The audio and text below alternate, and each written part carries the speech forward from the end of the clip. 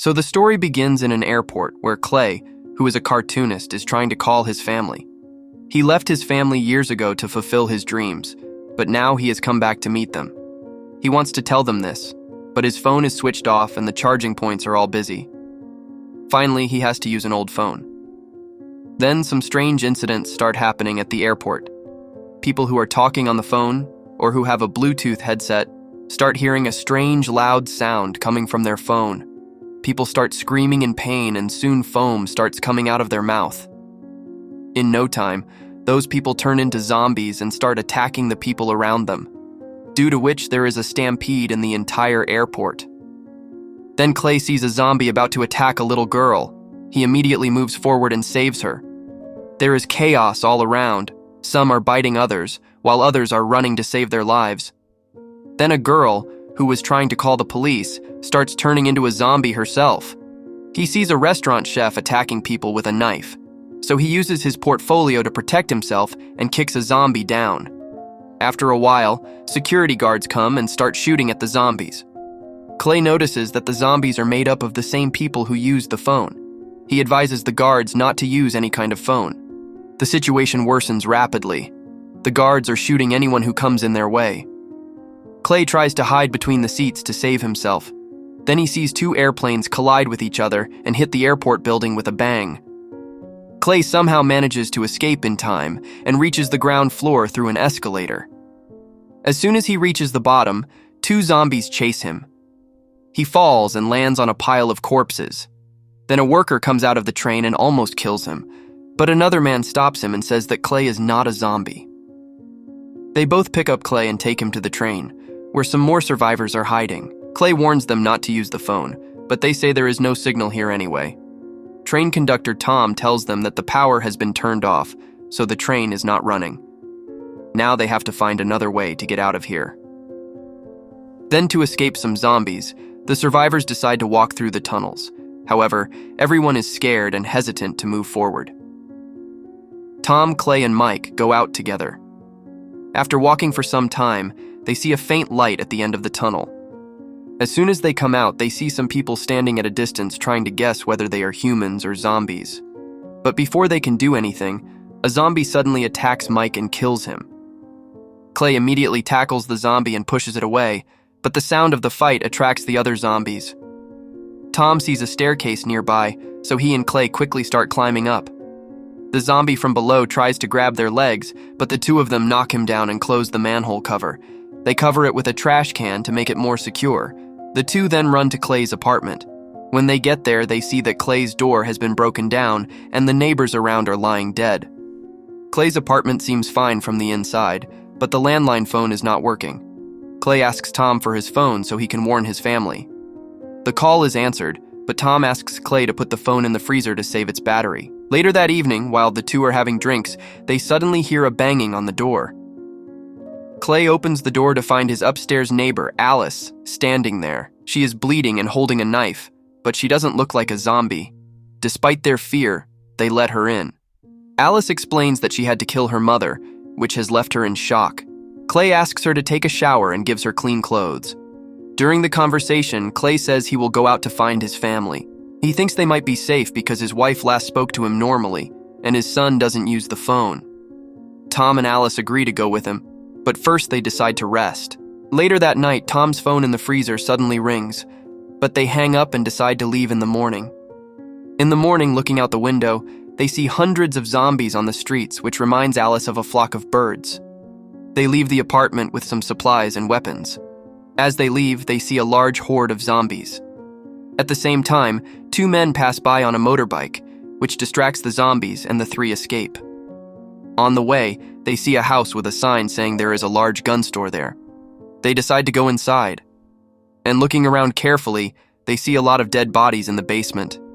They take the opportunity to collect as many guns and ammunition as they can. After some time, the three saw a boy who was swinging on a swing while caressing a dog. So they went to him, but as soon as the boy turned towards them, the dog started growling, proving that he was a zombie. Tom immediately shot the boy. As soon as the sound of the shot echoed, a herd of zombies came running towards them from the forest behind the house. They fired at the zombies to slow them down, but their number was so high that they could not stop themselves. So running, they entered the forest, where the zombies were colliding with the trees and sliding on the broken branches, but still chasing them. Running, they reached a lake and hid under a boat. The zombies reached the lake and started screaming loudly while looking strangely towards the sunset. During this time, they noticed that the phone signals had started again. Discussing the events, they speculate that the corpses were somehow programmed to stay until sunset. Tom also realizes that they were there when the zombie boy saw them, proving that all the corpses were connected. Then during the night, they hear a song and follow it to an academy. There they find Headmaster Charles and student Jordan. Charles explains that as long as the song is playing, the corpses stay awake. He shows the three that the corpses are lying on the playground while music is playing from their phones and mouths. Charles describes this as the next step in human evolution, but also says that if the corpses wake up, they will be in danger. So to get rid of the zombies forever, they decided to sprinkle petrol on them and burn them.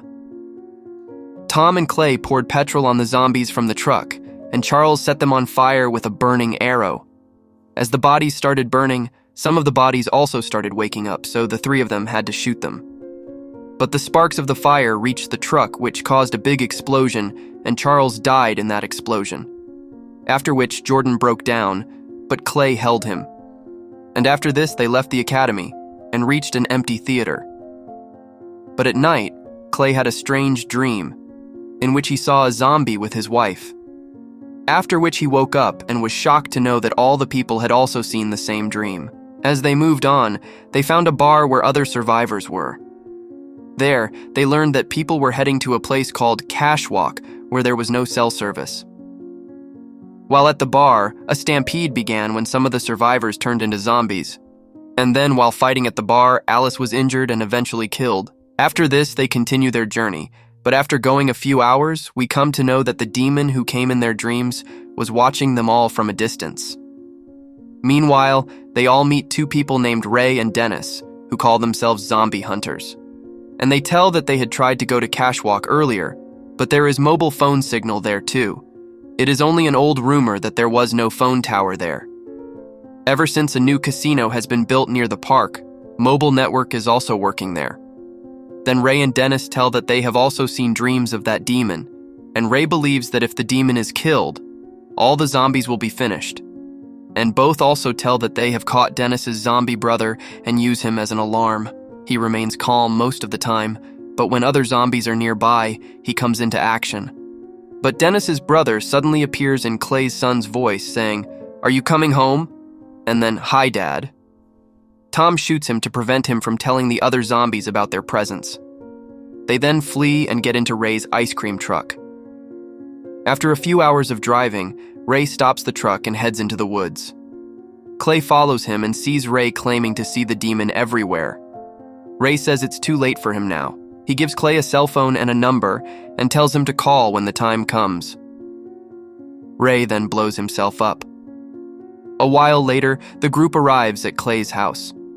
The house is empty, but there is a message on the fridge from his son saying that his mother has become a zombie, so he has gone to Cashwalk. Clay then goes to check the house, but the demon suddenly attacks him. He barely manages to save himself, but Tom arrives in time and pulls the demon away.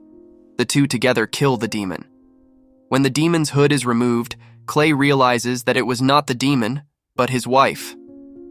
After this incident, Clay decides to use Ray's phone, but Tom checks the truck and finds that the truck is loaded with explosives. He realizes that the number given by Ray is to activate these explosives. Clay finally decides to go to the Cashwalk, even though it is extremely dangerous. Hoping to find his son, Clay gives Tom, Dennis, and Jordan the keys to his wife's car so they can leave for Canada. He also gives Jordan spray paint and tells him to paint the group's initials every few miles along the roads so Clay can find them later. Then, after saying goodbye to his friends, Clay gets in the truck and heads straight for the Cashwalk, ignoring the people asking for help along the way. When he reaches Cashwalk's phone tower, there are thousands of zombies marching silently in a circle. Clay uses a truck to push through the zombies and reach the center of the circle, where he sees the monster again. He doesn't hesitate and rams the truck into it, then gets out and starts shooting at it until he runs out of bullets. Suddenly, Clay hears his son's voice echoing around, telling him to come home. Clay starts fighting through the zombies in an attempt to find his son, but finding the child among so many zombies proves impossible. Exhausted, he falls and is nearly crushed by one of the zombies. Helplessly, he returns to the center of the circle. Clay then takes out the phone Ray gave him and prepares to set off the explosives. His son appears in front of him. Clay hugs him, but the kid does nothing. Then all the zombies, including the demon, open their mouths and start making a signal sound. Moments later, Clay's son joins them. Seeing this, Clay hugs his son one last time and then detonates the bomb. The explosion destroys the phone tower and kills all the zombies. Later, amid the mud and smoke, Clay sees a trail left by Jordan. He follows them to Canada. However, it was all just an illusion. In reality, Clay himself has become a zombie and is marching around the tower with the rest of the zombies. And this is where the movie ends. If you liked the video, please like, subscribe, and comment your favorite. See you in the next video. Don't forget to watch it.